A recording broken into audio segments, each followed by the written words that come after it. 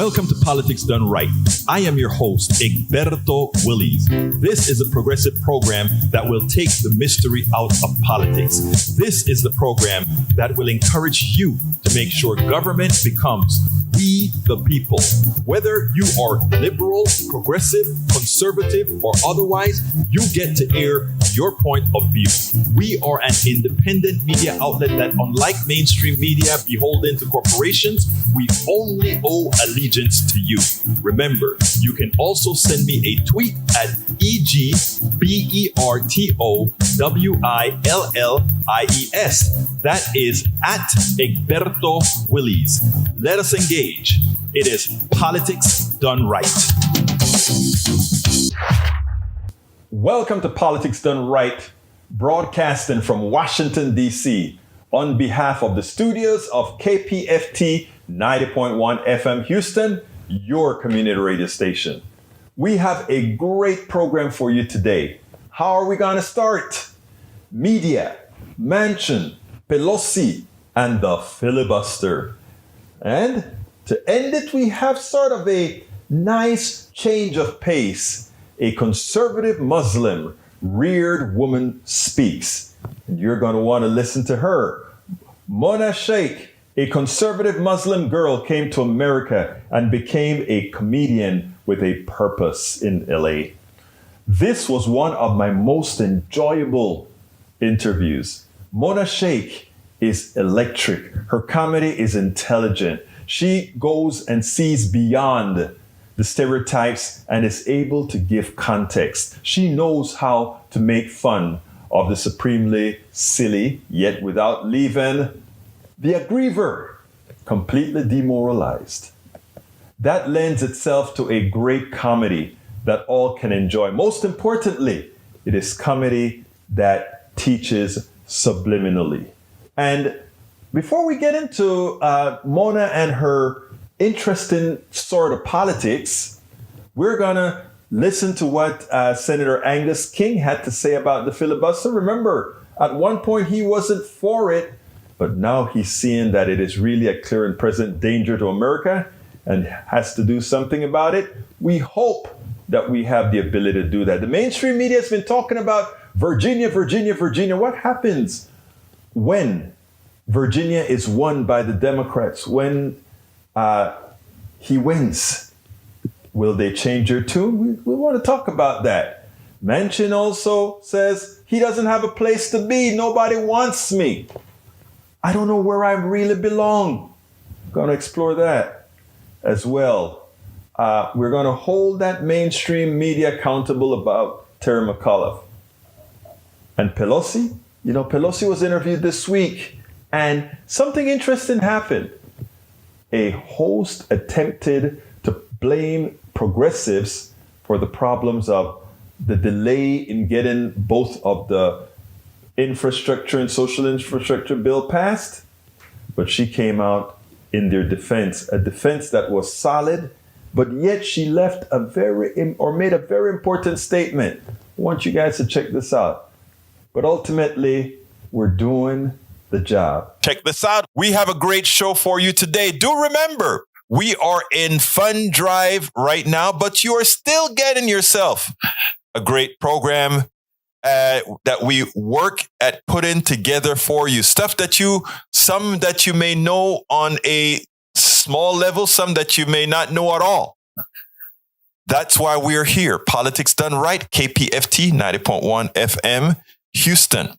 We're asking you to invest in this community radio station. But why? Because, folks, there's a lot of media out there, but it's not media that you control. It's not media that has your interests at hand. When we're talking about community radio, when we're talking about this community radio station, KPFT 90.1 FM, we're talking about a station that is solely funded by whom? You. And if it is funded by you, our loyalty is to you. In that light, I'm asking you to please call 713-526-5738 or go to kpft.org and support us. You can support us with a $25 membership, a $40 membership, or you can get any one of our gifts that you find there. Please do this in the name of Politics Done Right. Also, remember that you can get one of my several books out there. As I see it, Class Warfare, the only resort to right-wing doom, for a contribution of $120. It's worth it. How to talk to your right-wing relatives, friends, and neighbors for a contribution of $120. How to make America utopia. Take away the economy from those who rigged it. Pledge of $120. You can get any two of those books for $200. Any three of those books for $250. That is to support our station. And all those books, I promise you, give you all that you need to have that conversation across the board to ensure, to help us make a better America. So please support us. Please support KPFT 90.1 FM Houston. Call 713-526-5738 or visit kpft.org. In the name of Politics Done Right, please select one of our books, several of our books, or one of our offers. We're here for you. You can get Politics Done Right Mondays through Fridays on Facebook Live at facebook.com/politicsdoneright, on YouTube Live at politicsdoneright.com/YouTube. Please do not forget to follow me on Twitter for updates. My handle is at Egberto Willies, at EGBERTO WILLIES. Before you get started, please remember to keep your community radio station in your minds, KPFT in your minds. Talk about it. Tell your friends about it. Tell them you know about this station in town, 90.1 FM Houston, that needs your support, that is there to provide that nourishment that we need. 713-526-5738. KPFT.org. Visit us online. Contribute online. KPFT 90.1 FM. You can visit us at kpft.org. This Senator, Angus King, he is a supporter of the filibuster. But when you actually get an Angus King to be concerned about the filibuster and actually come out with numbers like this, he actually thought about it and just sees that it's not working. Look, it is time. It is time to kill the filibuster. Check this out, then we'll take it on the other side. What's happening now, though, is there seems to be no forthcoming discussion from the Republicans, no interest in any part of the bill that we voted on today, which, as you point out, was a compromise bill worked out by Joe Manchin, a former Secretary of State, a guy who really believes in voting rights.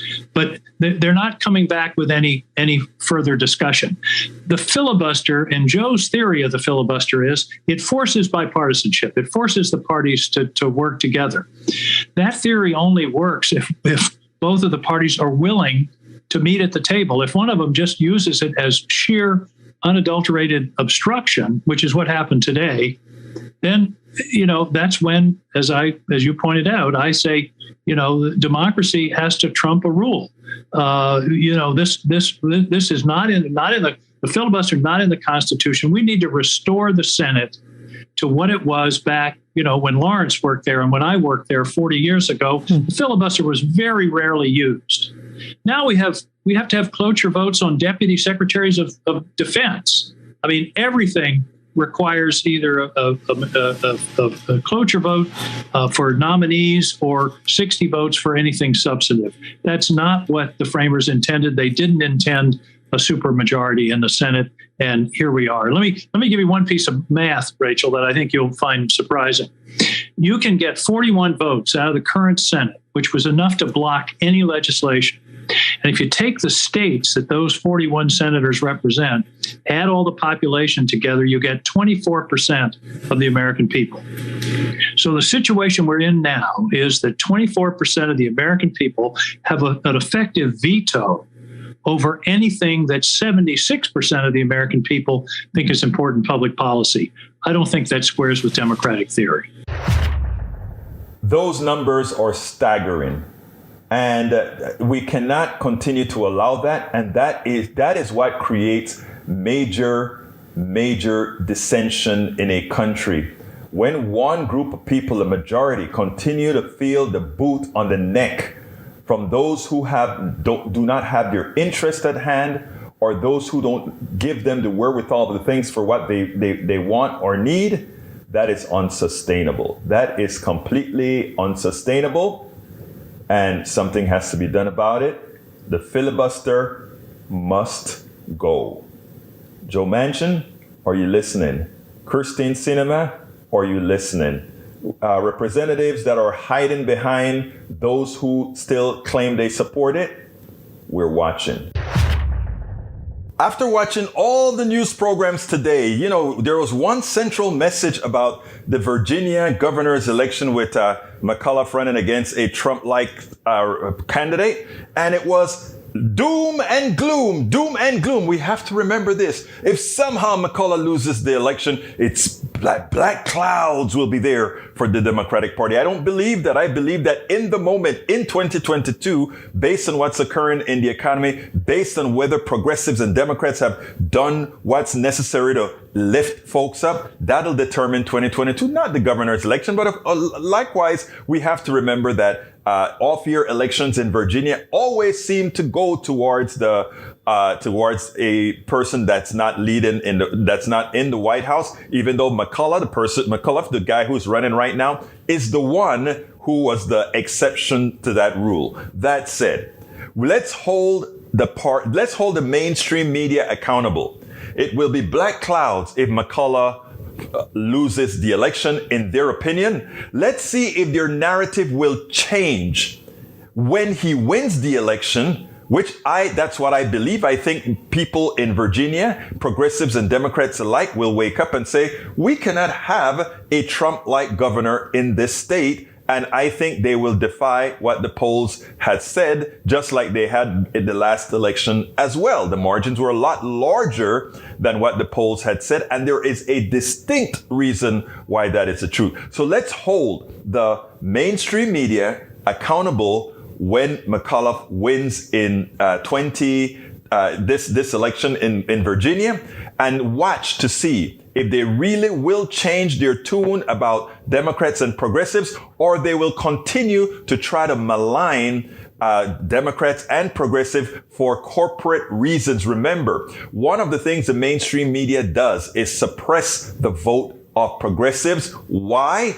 Well, who pays them? And again, this is not done maliciously. It is done subconsciously, but it is done. And the reason we need independent, progressive, activist media is to inform people the way they really should be informed. Joe Manchin got interviewed today, and they asked him the very important question: are you leaving the Democratic Party? What do you think about isn't it easier being a Republican? Check this out, and then we'll take it on the other side.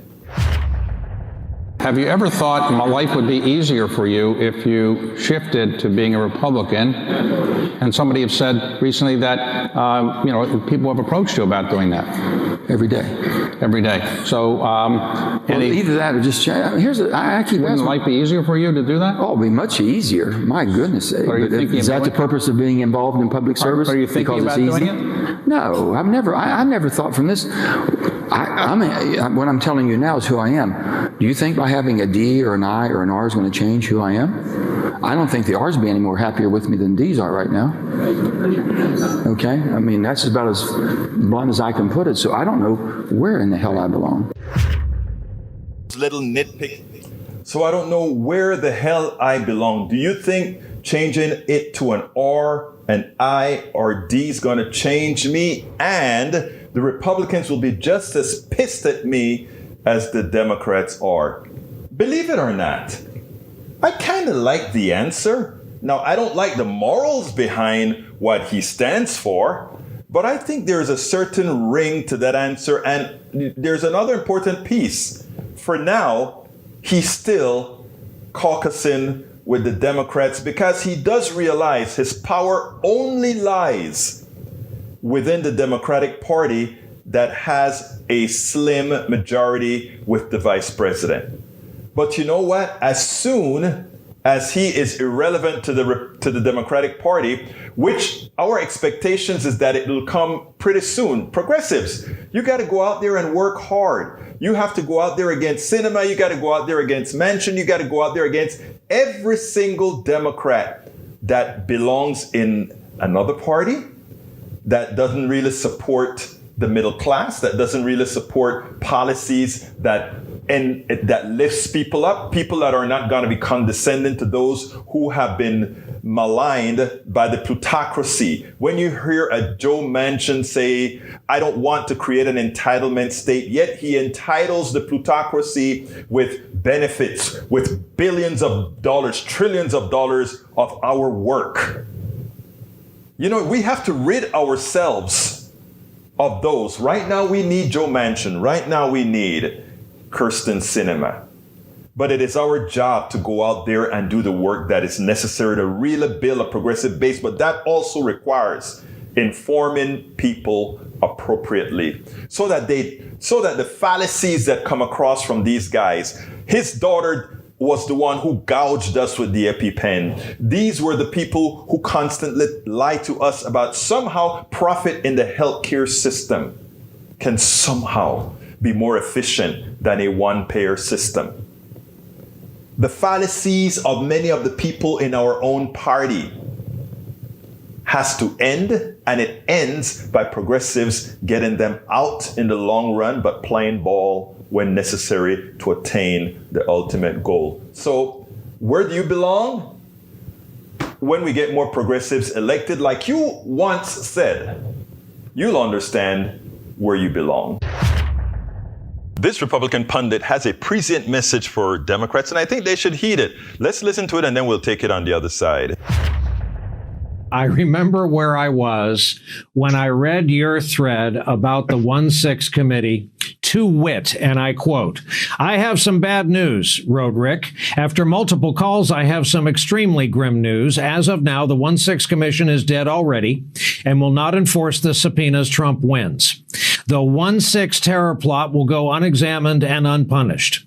To say I'm livid is putting it mildly. This is staffed wrong, led wrong, and a gutless exercise to get back to talking about infrastructure. They're not taking the risk seriously. They're not taking the data before them seriously, and they're eager to run out the clock.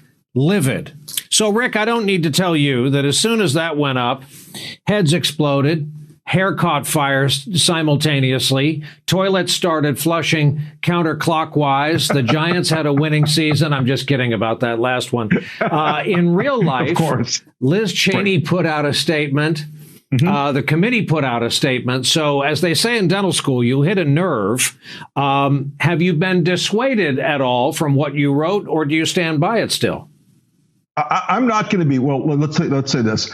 I believe their intentions are not bad. I believe that my statement was correct. I don't believe that they're pursuing this with the degree of vigor that merits the type of targets they're talking about. We're dealing with people like Steve Bannon and Roger Stone and Ali Alexander and all these people that were all the spectrum of people on Stop the Steal. We are not at this point hearing from the committee that they're meeting regularly. They've had 3 months. They've done almost nothing. And the fact that they've got a few witnesses who are grudgingly going to kind of sort of think about sitting down with them is nothing until we hold to account people who are defying them. Unless you put Steve Bannon in the hot seat, unless you put Steve Bannon in an orange jumpsuit, strip him of his polos, put him in an orange jumpsuit and zip ties, this guy is going to run rampant. He's out the other night essentially telling his followers that Trump will be reinstated. He is one of the architects and masterminds of an insurgency in this country that needs a response more than the kind of traditional Washington, let's go slow, let's take it incrementally.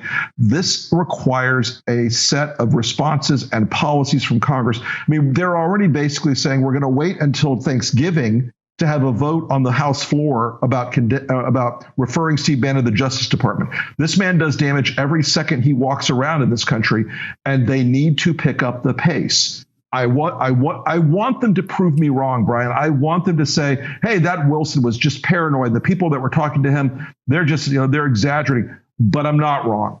They will slow roll this thing. And Bannon and company believe, and Trump's people all believe, they can run out the clock. They can play this out until the very last dog dies, and then they won't have any accountability.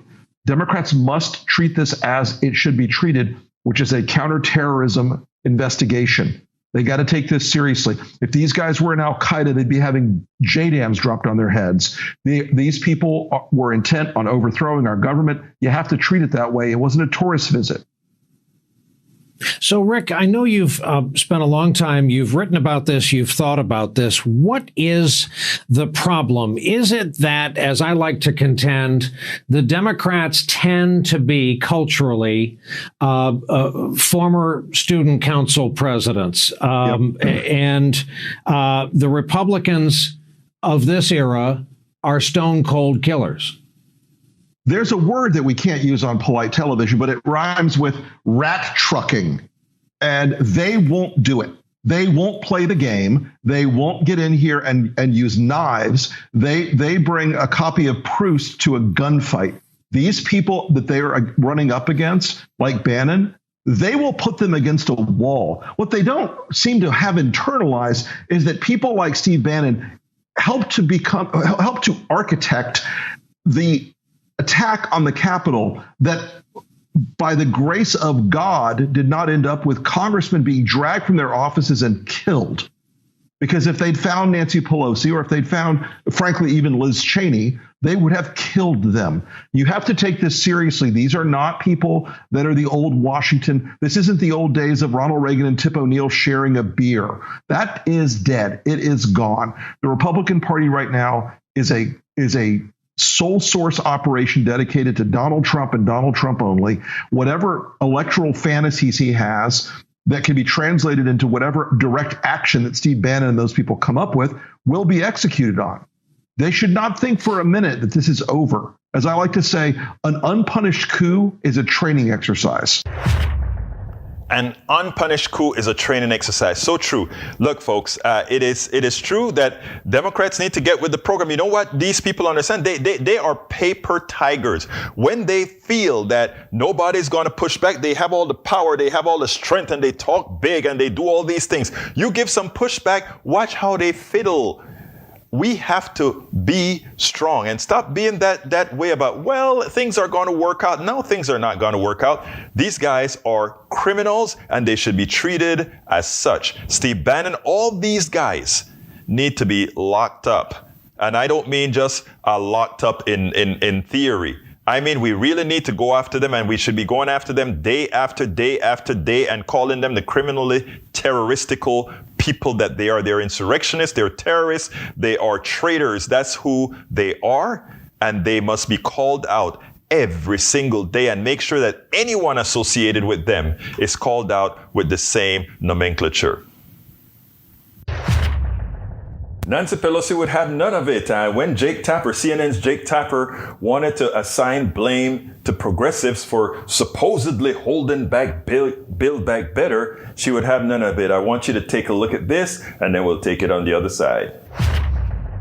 There are a lot of people who are very eager for the bipartisan infrastructure bill to come up and be voted on as well. And progressives have said they're not going to vote for that until there's at least a deal on the larger social safety net bill. You said the House must pass the bipartisan infrastructure plan by October 31st, which is a week from today. Moderates are frustrated. Two deadlines have been missed because of the progressives. Are you going to meet that goal? No, wait a minute. There was no deadline that was missed because of the progressives. Okay. The deadline was missed because they changed from 3.5 to 1/2 that, and we've had to go in and it's lamb eat lamb. Everything is good in the bill. What do you cut? Okay. So in terms of this date, this date is fraught with meaning because on October 31st is the day that the Highway Trust Fund authorization expires. Right. And if that expires, we have to get billions of dollars someplace to continue that, the best way to do that is to pass the BIF, having nothing to do with all the other, shall we say, deliberations that are going on.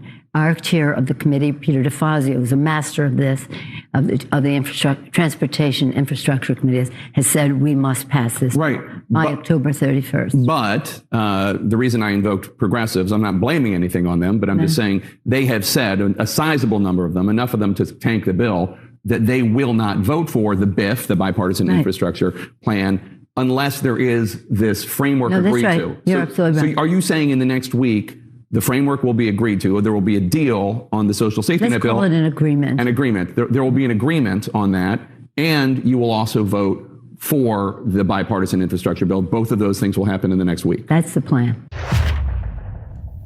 Of course, Jake Tapper was attempting to blame progressives for holding back Build Back Better. But you know what? Nancy Pelosi did two things there. And the second thing she did, I don't know if a lot of people caught it, but she did it very succinctly. Numero uno, she said, it's not because of progressives that this bill isn't going through. It's because we had a well-organized and put together $3.5 trillion Build Back Better bill that would support people. However, when we have all these conservative blue dog Democrats come and say, meaning Manchin and Sinema and a few in the House, come back and say, well, we don't want to help people as much. We don't want people to become a reliable on government people. We don't want them to be what do they like to call it? People that are dependent on social programs. So we want to cut, forgetting that the people who really depend on social programs are the rich, the wealthy, who provides all the services that those social programs actually purchase. So when you hear about welfare, when you hear about food stamps, when you hear about all these things, this is not something that just helping these poor people. All that money goes right back into the coffers of the private sector. Don't let them fool you. A dollar knows not from where it is spent. But what did Nancy Pelosi do? Nancy Pelosi then said, don't blame the progressives. We had a bill and they wanted it changed, and therefore we changed it. And that is where the delays came from. But above and beyond, when she said Jake Tapper is right, notice Jake Tapper said, oh, I didn't want to blame progressives. He did want to blame progressives, but I don't want to blame progressives. But they said that if one bill didn't pass, the other one won't. And she said, you're right. And that's the second thing she did. She did not back off in saying both bills must pass. Both bills must pass. In other words, I'm not just saying don't blame progressives. I'm also saying both bills must pass. Lot in that little snippet there. Let's get busy. PDR welcomes badass comedian Mona Sheikh. She combines a South Asian sensibility with strong Americanized values, cherishing the First Amendment, the right to bear witness, with a big freedom-loving mouth that raises eyebrows and temperature. She has a hell of an offbeat sense of humor. Sheikh is a non-uptight tightrope walker who commits serious oral gamy. You get it? Unfolding the spoken word while striving to maintain equilibrium whilst dealing with harsh and conflicting forces. With half of her life spent in a prominent conservative Muslim household in Pakistan and the other immersed with America's entertainment and culture, Mona now knows she was set out to break boundaries. Today, Mona resides in Los Angeles, California, pursuing her career as a comedian and actor while developing her upcoming 1-hour special and comedy TV series. She also made history by becoming the first Pakistani female comedian to headline Hollywood Improv. Mona was most recently featured in LA Times, Forbes, LA Weekly, NBC, The Progressive, and Huffington Post.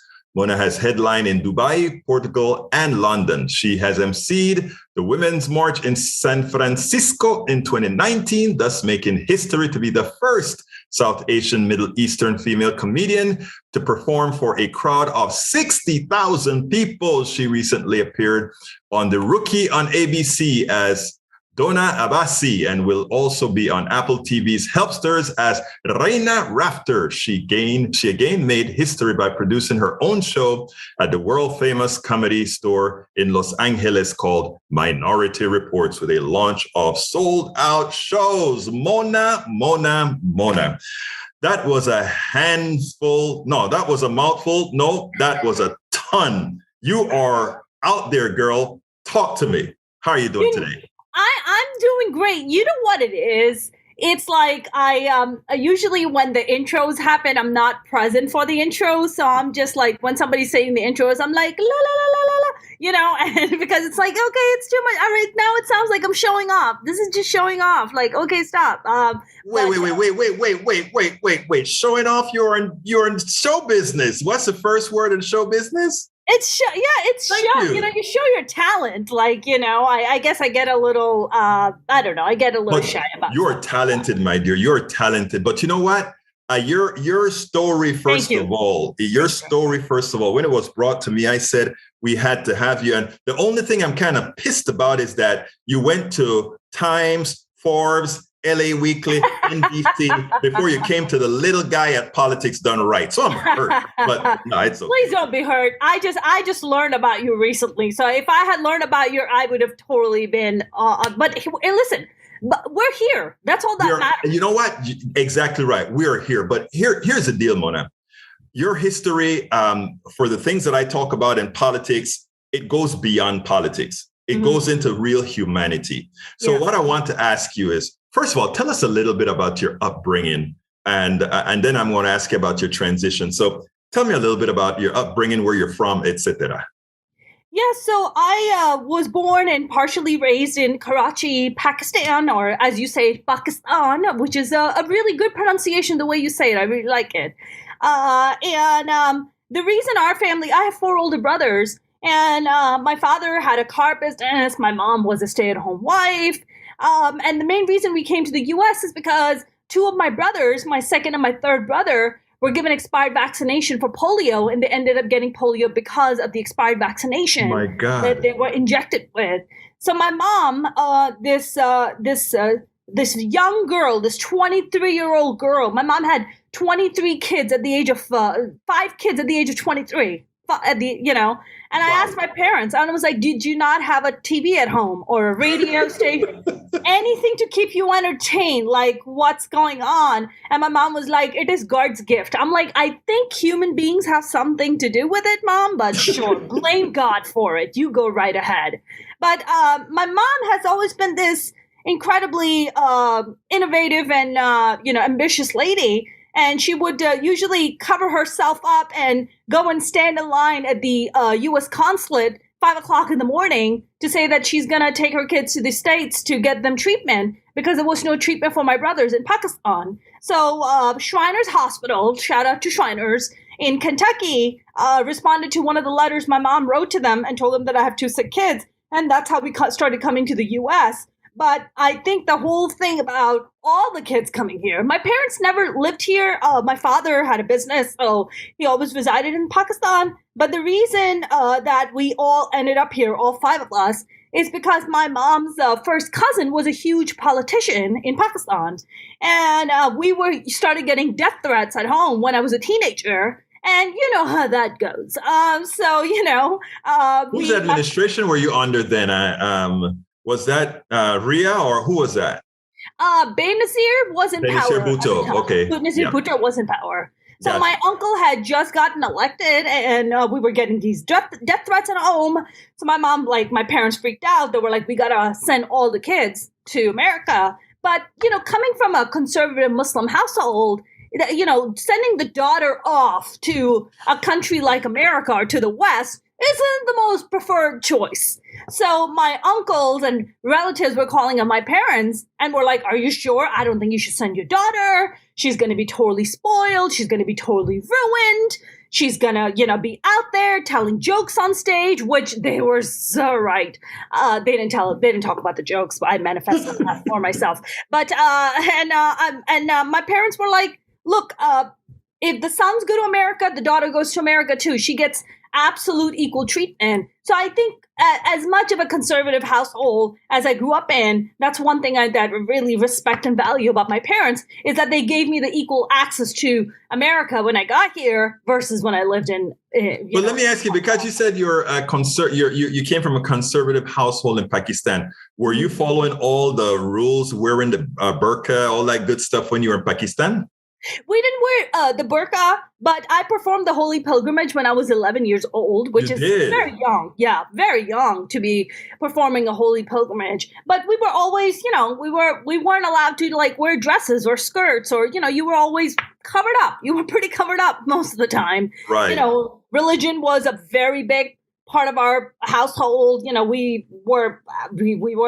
had to read the Quran like twice. And it's fascinating, when you grow up in a Muslim household that they teach you how to read the Quran, but the Quran's in Arabic. We don't speak Arabic. We speak Urdu. So we're like, I don't know what I'm reading. Yeah. You're like, I don't know what I'm reading. But you're like, yeah, sorry, go ahead. Well, maybe that explains your explosion when you came to the United States. Tell us about that transition now. This conservative Muslim woman, or how old were you? I was 15. Oh, that was at the prime age. A 15-year-old conservative Muslim woman comes to what state? New York. Good old New York. Oh, my God. What happened? I'm trying to figure the same thing out. I'm trying to figure out what happened indeed.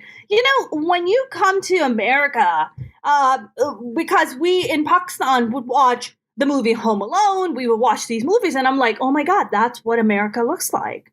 And then when I got here, I got picked up at JFK Airport by my brothers, and we were driving to Manhattan. I was like, oh my God, this is just like the movie Home Alone. Like, this is where they shot it.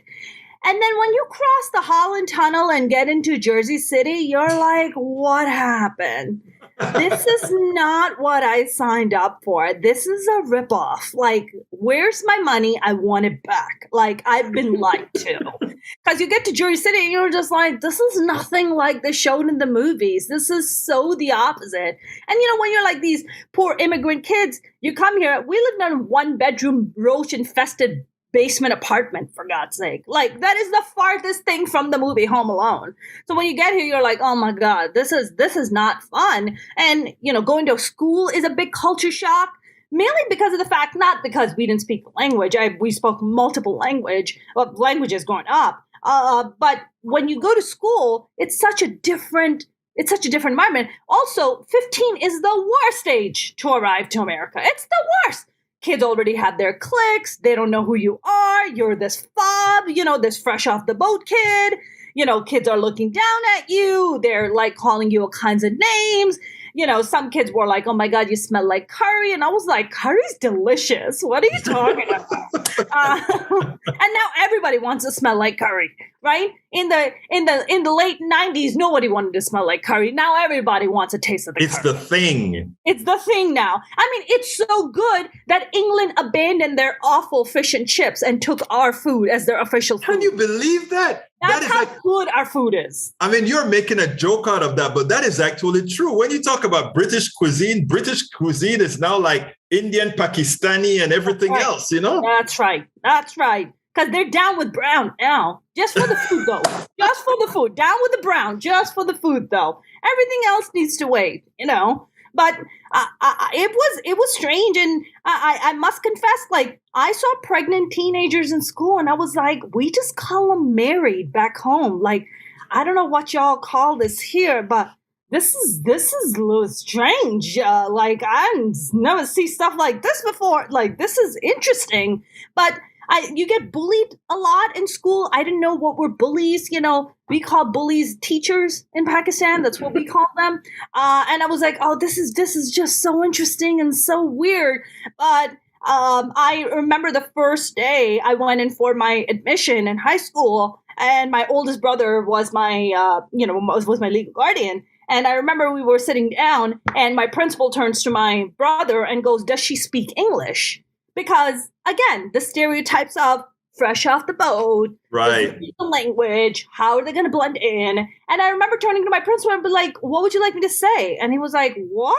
I was like, yeah, bruh, we speak English. We speak English. We were ruled by the British for a long, long time, okay? We know English. Let's talk a little bit. This is a political show here. So I want to get a little bit funny with this. I find it amusing that you came here from Pakistan, right? You spoke English and several other languages because of the nature where you're from. I'm originally from Panama, so I speak English and Spanish and a few little permutations thereof. You know, it is amazing that I find you come here and most of these folks here would only speak English. It's not a hit on them only speaking English, but because, you know, superpower, our language is the language. The thing that is seldom understood is that when those from other places where you have had dominion before, you would think you would know that, okay, if Pakistan was ruled by the British, maybe they speak English. If Vietnam was ruled by the French, maybe they spoke little French, you know? Right. Don't you think? Right. Yeah, I mean, but the thing is that in America, we don't even speak English. We speak American. Like, you know, we don't speak English. We speak American. Like, if you ever watch one of those crazy racist videos, like, listen to these people, the people who are attacking the minorities.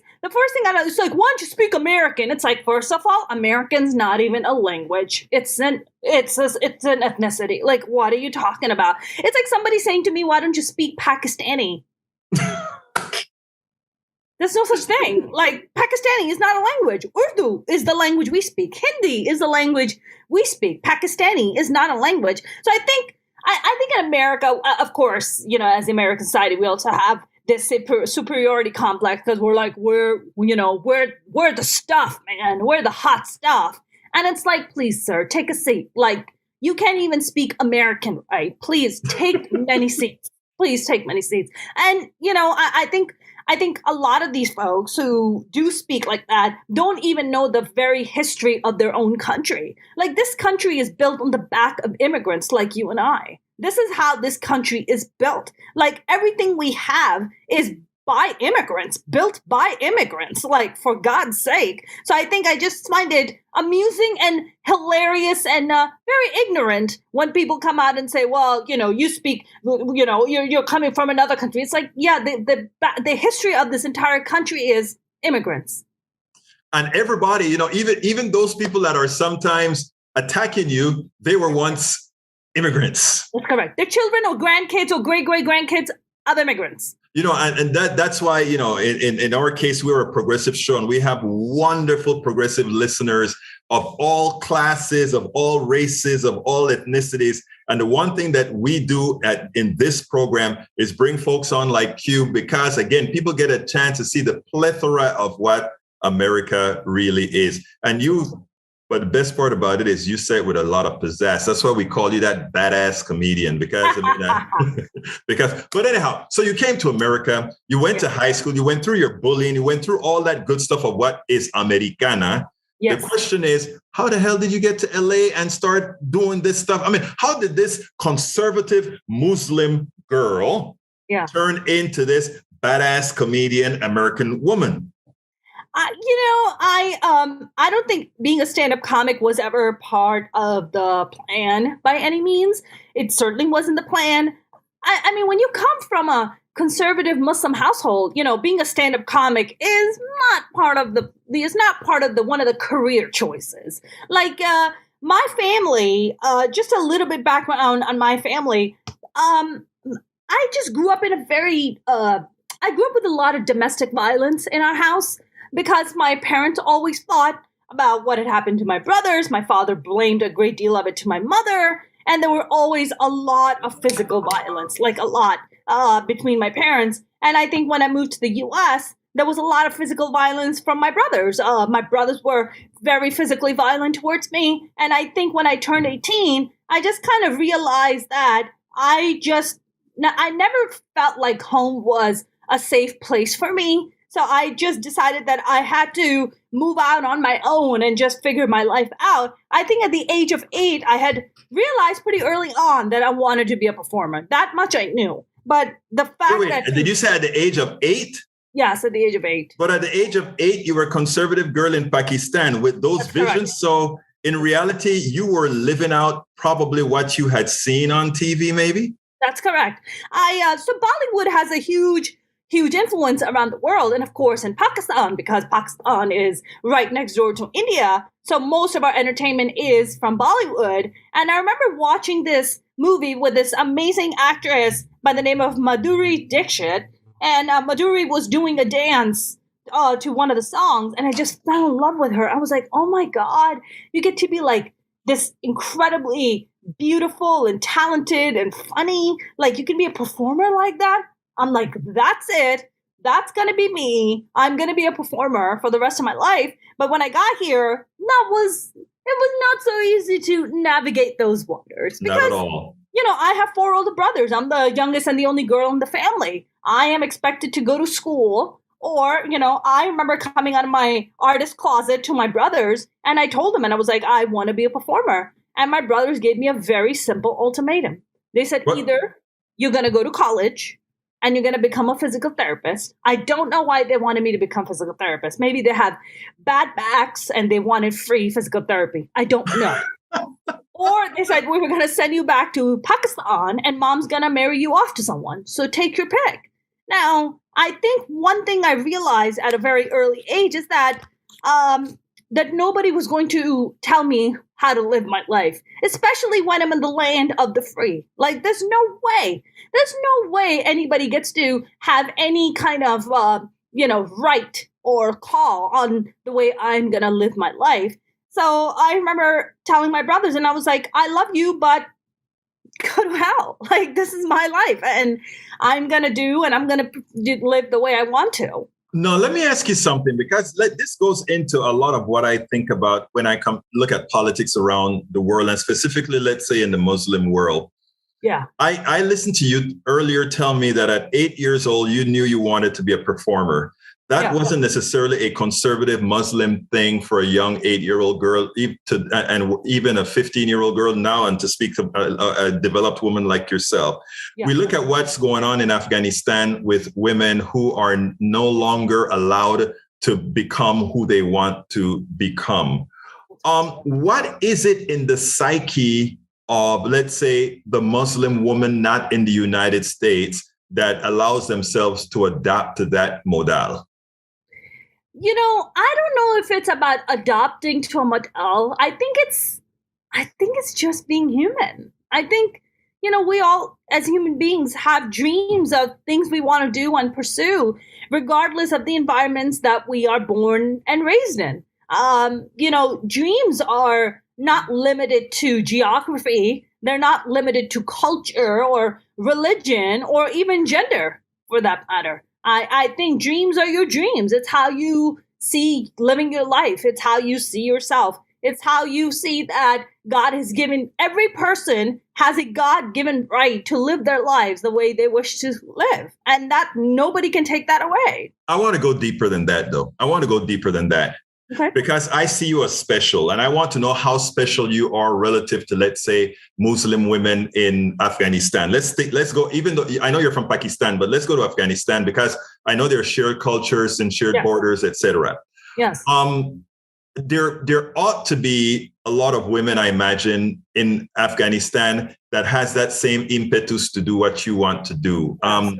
What is it that why are you able to do it and so many have a problem escaping, if you will?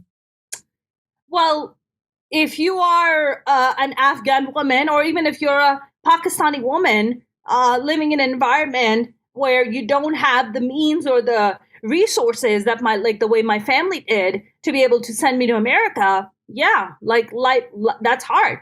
I don't know for what reason God took pity on me and God blessed me with this opportunity to come to America and be able to become the woman I am today. But I know this much, that because God has been so kind to me, I want to be able to use my platform to uplift women like myself, or women who come from similar backgrounds to me or have experienced similar things to me. I mean, that is something, that's the least I can pay forward. That's the least I can do. So it's not so much about why these women can't do what I'm doing. It's just their circumstances are probably a lot different than mine. I'm sure that if they were in similar circumstances than me and were given the same opportunities, I'm sure there would be incredible, amazing women doing special things. And that's the answer that I am so happy for that answer, because that's a perfect answer. Given opportunity, everyone gets that opportunity to be who they want to be. That is the perfect answer. And you're putting your actions where your mouth is. You're putting your actions where your freedom is. I think this week, in fact, on Thursday, you're doing a big thing for people in Afghanistan. Why don't you tell us a little bit about that? Yeah, I've watched how the Taliban has come back and taken power and voices away from my Afghan sisters and brothers, and it has been really breaking my heart in every single way. And I grew up with a lot of Afghans in Pakistan because we have a huge Afghan population in Pakistan. I don't know if you know, but Pakistan has the number one highest amount of refugees in the world. Like that's what Pakistan is. As tumultuous as Pakistan can be, it's also this dynamic, very generous society that wants to take people in and help them out. This event, I've been watching Taliban, how the first thing they did when they got to Afghanistan is paint over the women's pictures and tell women to go home and they can't be professionals and put a burqa on and they're not allowed in the streets. So this is, with all due respect, a middle finger to the Taliban. So I wanted to do a comedy benefit for Afghanistan, but I just didn't want to have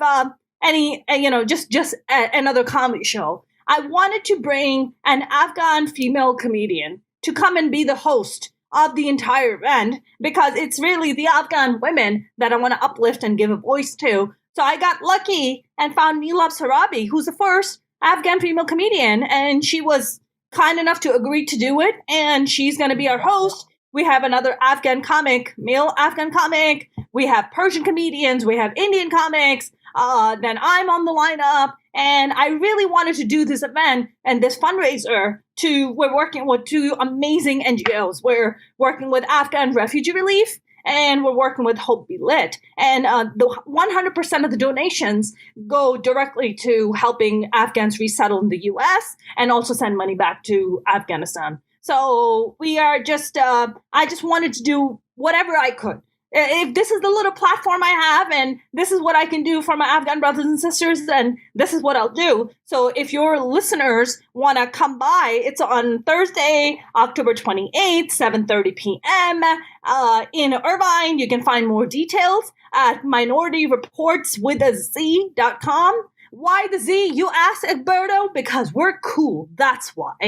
You're damn cool. We're cool. That's why. We did not want to be confused with the cool Tom Cruise movie. So we are at minorityreports.com, and you can go and buy tickets. And if you can't come, donate to the charities that we're working with, because this is a dire situation. Just the UN today came out and said that we are at the brink of a full-blown humanitarian, like this Afghan society is going to collapse. Afghanistan society is going to collapse. Millions of children are going to go hungry. Forget about all the women that are stuck at home. I mean, this is just horrific what has happened in Afghanistan.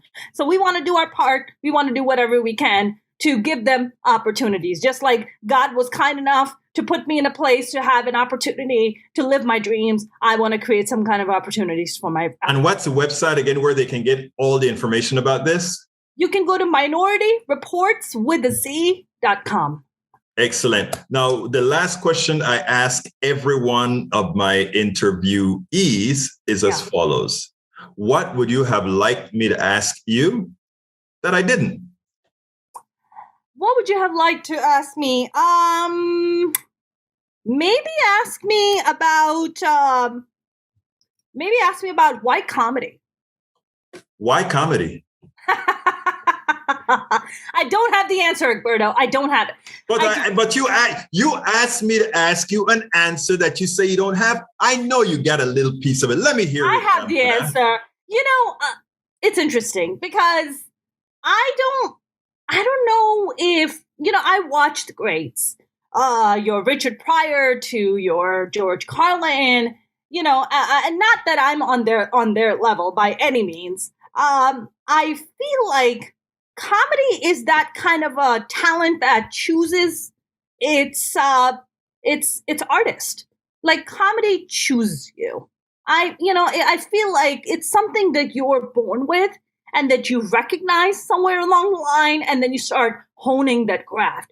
I don't feel like you can teach comedy. Maybe you can teach the rules of comedy, but that innate thing that you have about having a voice, wanting to say something, having something meaningful to say. Not that Not that a lot of comics have something meaningful to say. I'm not so sure about that. You should hear some of the turkey sandwiches jokes I've heard at the comedy clubs. But I just feel like comedy is something that's innate, and I feel fortunate that comedy chose me as one of its delivery girls. Well, let me tell you something, Mona. Don't sell yourself short, and don't think you're not in the company of the quote unquote greats, because you have that electric personality that people want to listen to and that one could listen to over and over again. So thank you so kindly for having been on Politics Done Right. Thank you very much. Thank you so much for having me.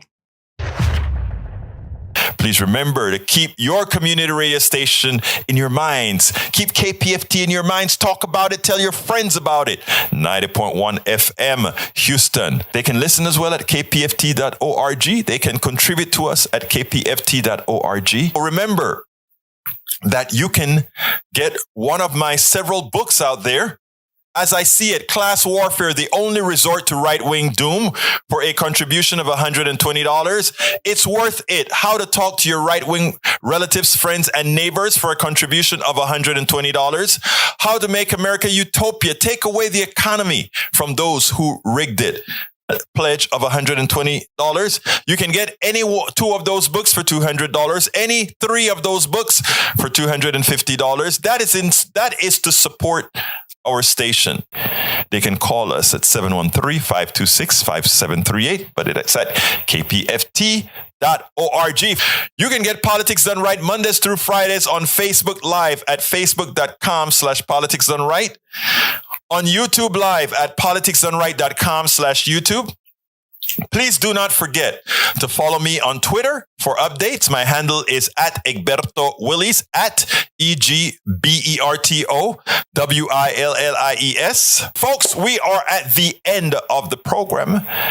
I hope you enjoyed what we had to offer. We will continue to give you fresh data, fresh programming every single week from Politics Done Right.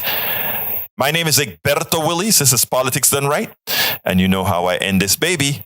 I am what? Out.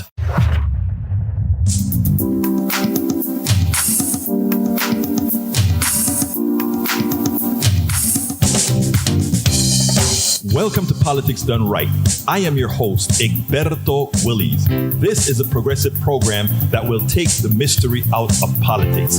This is the program that will encourage you to make sure government becomes we the people. Whether you are liberal, progressive, conservative, or otherwise, you get to air your point of view. We are an independent media outlet that, unlike mainstream media beholden to corporations, we only owe allegiance to you. Remember, you can also send me a tweet at EGBERTOWILLIES. That is at Egberto Willies. Let us engage. It is Politics Done Right.